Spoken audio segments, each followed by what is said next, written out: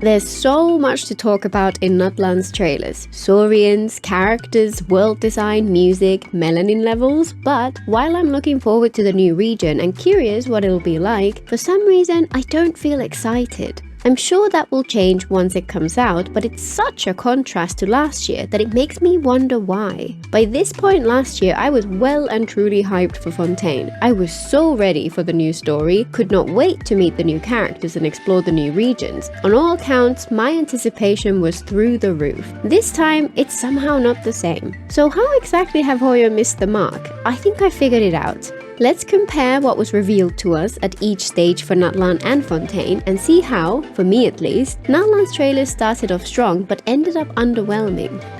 The first glimpse of both regions was through the brief teaser played just after the end of the livestream for the penultimate version of the previous region, so 4.7 livestream for Natlan and 3.7 for Fontaine. Natlan's first teaser really grabbed my imagination because dinosaurs. It was surprisingly long, showcasing 3 species of Saurian and their different traversal mechanics. This made me curious how we'll interact with them, since it seems pretty clear that they'll be playable in some form, and wonder what other variations will exist, since there's no way they'll have revealed everything in one go. We also got to see different areas of the overworld, which looked absolutely fantastic, plus the music was fresh and interesting. The V-Star at the end was simply gorgeous and really ignited that itch to explore. This trailer very much subverted expectations. The rare hints about Natlan had led us to believe it was a war-torn, broken hellscape, but instead it felt more like something out of Spyro. I'm not complaining though, since the original Spyro trilogy were my favorite games growing up.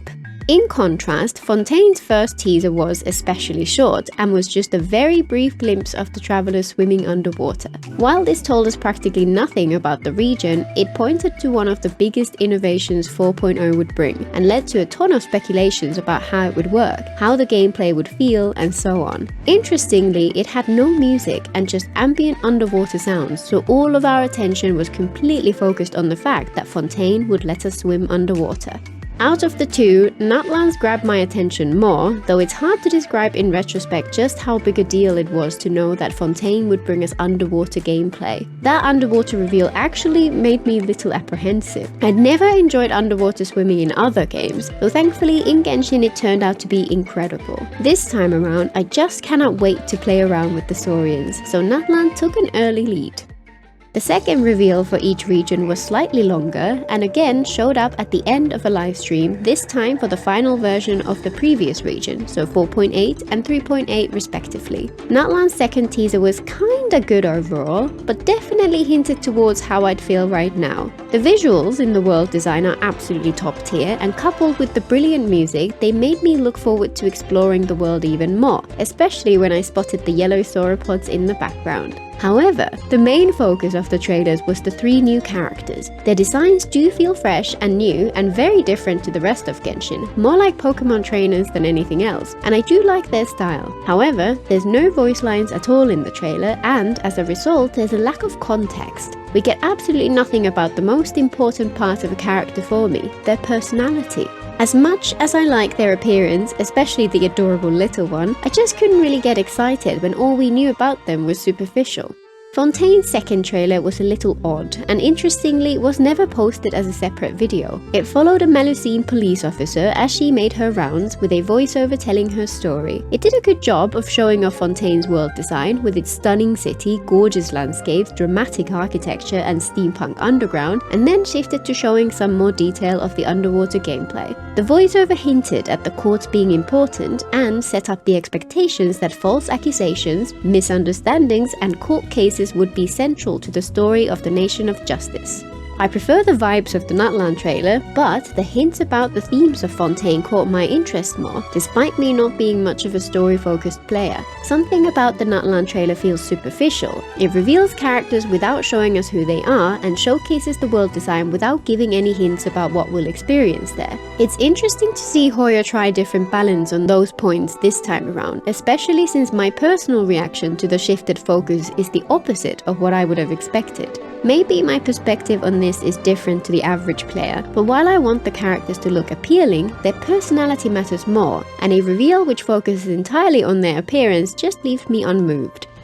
And then we come to the main event, the character reveal trailers. Natlan seems to lean even further into the problem I had with the previous one. It starts with Mualani and Kachina announcing a tournament while stood in front of a building which has Sydney Opera House vibes. Kachina throws a ball which then bounces around the place, showing various new characters in turn. We only get a few seconds of several. Kinich swinging through the air again, Sidlali being angry, Silonen lounging in a tree, Yansan getting bonked on her head, and Chaska speculating before cutting to a different settlement built around an arena.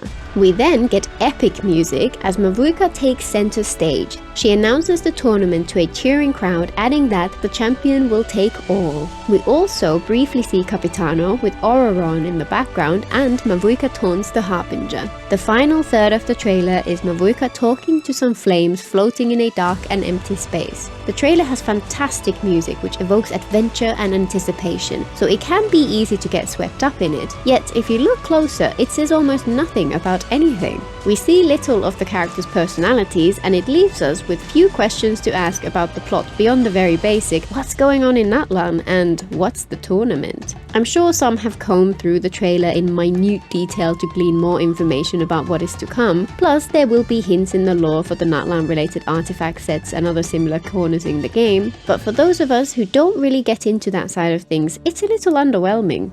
The Fontaine Overture teaser's content is superficially similar. It reveals many characters in quick succession with dramatic music in the background plus a voiceover narration which ties it together. However, this one made me brim with questions. The voiceover is intriguing, repeatedly hinting that all is not as it seems, that deception is at the heart of Fontaine, and that there's a guiding hand lurking in the shadows. Each character reveal hinted more at the new characters' personalities. Navia seemed carefree and excitable, Sijwin and Risley were adorable together, Arlecchino oozed menace, Furina was flouncy and whiny, and that overall message in the voiceover added a layer of depth and intrigue to each of them in turn. It's so impressive how they managed to balance so many different things all at once. By the end of that trailer, I was so excited. So many of the characters seemed intriguing even from such a brief glimpse, and the voiceover tied it all together and made the story sound fantastic.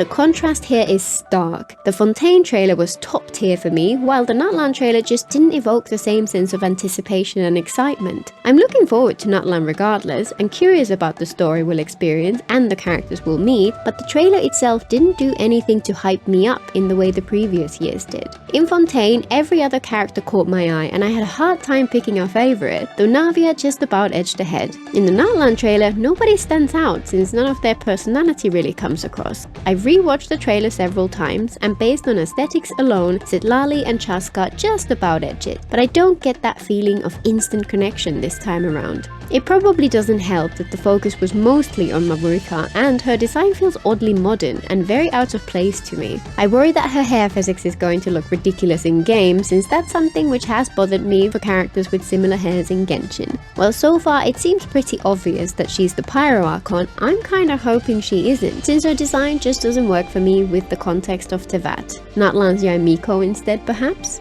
But the biggest problem is that lack of questions or mystery. Fontaine's cohesive narrative of things are not as they seem really grabbed my attention, while Natlan's basically, there's a tournament, things will happen, which just doesn't. And don't get me wrong, I'm not saying that I expect to end up feeling this way after version 5 drops. This is 100% just limited to the trailers. I'm expecting the story to be just as fantastic as the last two regions, and the exploration and world design to continue to blow me away with every passing region. It's just such an odd feeling to see the trailers leave me with nothing. And to address the elephant in the room, there's been a lot of controversy around the Natlan character trailer, and I have to admit, I do agree with a lot of the criticism. Natlan takes inspiration from many real-world cultures across the Ring of Fire, which encircles the Pacific, plus other cultures which also rarely get the spotlight. I don't have a problem with this in general. While of course, I'll always prefer hearing stories created by people from different cultures rather than just about them, I still think it's a good thing overall when games and media aim to include more variety and present a world with more than just one culture its creators deem to be the default. I'll always be looking for fantasy series which aren't just yet another medieval European setting, for example. As for the people whose cultures are being tapped for inspiration, naturally there'll be a broad range of opinions on it from those whose perspective actually matters. Some may feel that any inclusion is positive, while others may feel that it's appropriation and is disrespectful, with a whole spectrum in between. But personally, I'm disappointed that the cultural diversity was not reflected in the characters. The only one from Natlan with a little melanin so far is Ian-san, and she's barely in the trailer. I'm not one to pull for characters for aesthetics alone, but if Hoyo were to add some with truly darker skin, I'd probably do so just to help make the point that this is what people want. I sorely regret not wishing for Dea when she had her debut. I just wish we had some way to know what is the true reason for this direction, since then we'd know how best to influence it, beyond just boycotts. Despite that whole can of worms and the lack of excitement from the trailer, I am still looking forward to Natlan. I thought there was no way they could ever top Sumeru, yet Fontaine has been even better in every respect for my tastes, and the glimpses we've seen of Natlan point towards it being even more my cup of tea. I mean, come on, it has dinosaurs. What more could anyone want? Until next time!